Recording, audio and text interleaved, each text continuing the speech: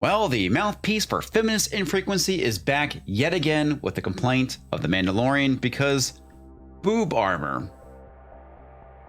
This is really stupid.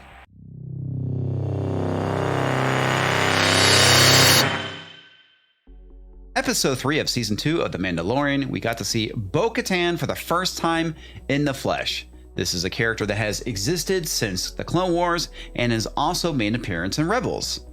She is voiced by Katie Sackhoff in the cartoon and is actually played by Katie Sackhoff as well in the Mandalorian series. But yet we have a controversy, folks. Because BEWB armor, which is the exact same armor that Bo-Katan wore in the cartoon series. This article comes from Bound Into Comics and is written by Spencer Bakuli. Anita Sarkeesian plays the victim after receiving pushback from women against disingenuous complaint of BEWB armor in The Mandalorian. Alright, so in fantasy, the whole BEWB armor and chainmail bikini thing is a bit of a trope, and let's be honest, the guys aren't going to complain about it. We're really not, unless you're a simp. Anita Sarkeesian has once again sparked a wave of discourse after the notorious feminist media critic cried foul and played the victim after receiving pushback against a complaint she made against BEWB armor in The Mandalorian. Lady Mandalorians have BEWB armor! Oh, come on, seriously! Yes, seriously, this is Bo-Katan from Rebels, and yes, she has BEWB armor. Yes, it's actually a thing because women have different bodies from men. If you take an anatomy class, you would know this. Because, yeah, tits.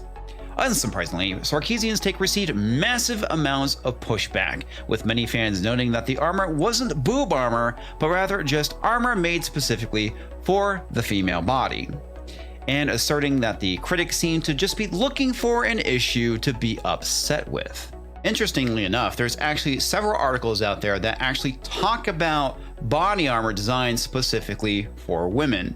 It's as if women have completely different body types from men. Because they do. And you can prove this with science. Remember science, folks? It used to be a thing. Now it's just turned into propaganda. Sexual dimorphism, a biological principle across all animal species, means human females tend to be slightly smaller than human males. Women and men also have very different physical traits, obviously. And it is pretty obvious. Well, at least to some. The result then is that body armor built for men is often less than ideal for women. And if you're not familiar with the definition of sexual dimorphism, it's the difference between the male and females of the species, typically size, appearance, and not just the naughty bits. Looking at the three, seeing as how he has similar plating that's flat to his chest, is telling that this chest armor is just made to contour to their chest, observed Super Shanko. More so than made for sexual intent, as the women there have protruding chest versus the man there. So yes, they have room for their chest. And yes, this is a pretty astute observation because women do need to have room for their tits when they're wearing armor. If not, it's going to be smashed flat.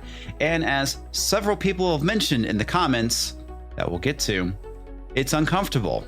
In response to one user who sarcastically replied to Anita, yes, it's terribly sexist to cater to women's needs in combat armor. Author and U.S. Army Iraq War combat veteran Ryan Lee Dosty noted how in real life the real problem for female soldiers' gear is in fact how the sappy plates are flat and smashing against our breast and flattening them, and it's so uncomfortable. Sure are a lot of blacksmiths in my mentions today. No, Anita.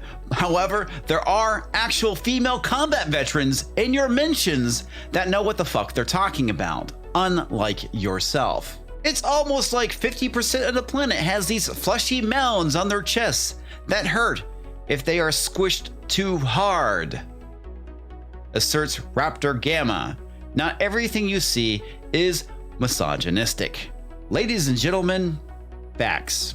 Sarkeesian would then launch into a tirade against those who disagreed with her armor-related complaints. These grown-ass children get too emotional and throw these embarrassing temper tantrums when a woman has even the slightest of the mainstream corporate media they feel ownership over. They keep trying to gatekeep the most popular franchise in the world. No, Anita. You had a shit take, and people called you out on it. And the fact that you can't take any fucking criticism is the reason why you make comments like those, because you have to deflect from the truth, which is your take was shit. Sorry to burst your bubble, but the jig is up, y'all. Star Wars isn't some niche exclusive tree club where you hang up a no girls allowed sign and dictate the terms of the discourse.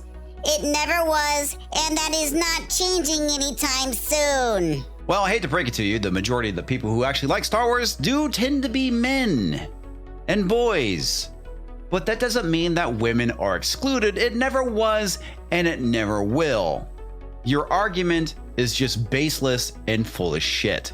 Unfortunately for our Sarkeesian audiences across Twitter, particularly women, once again disagree with her arguments. I actually like a lot of your criticisms, and I think you have important points, wrote the story giver.